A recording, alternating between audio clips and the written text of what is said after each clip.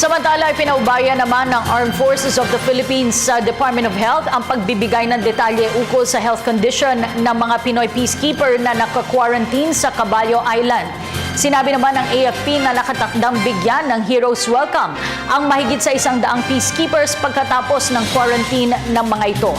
Narito ang ulat ni Waywaya Macalma. Hindi na maaaring magsalita ang Armed Forces of the Philippines ukol sa kalagayan ng mga peacekeepers na sumasailalim ngayon sa quarantine na nasa Caballo Island. Lalo na patungkol sa kalusugan ng mga peacekeepers at ang Department of Health na lamang ang maaaring magsalita. I received the instruction from the Chief of Staff. So, hindi ko batid kung paano mga usapan nila sa higher level. No? Sino yung direkta niya na nakakausap. Pero yun yung instructions. Yung Department of Health.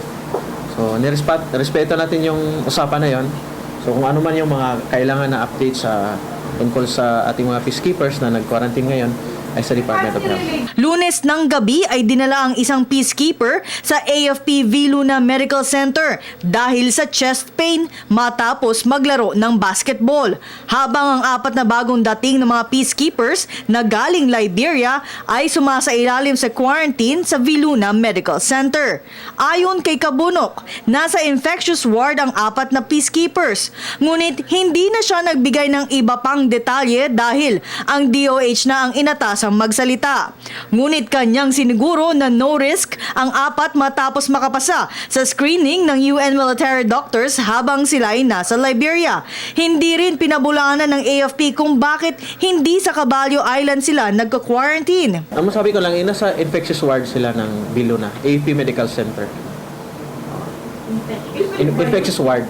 So, infectious ward, sila lang doon, walang ibang nakakapasok doon. How big Sa is area. their room? Hindi ko masagot yung...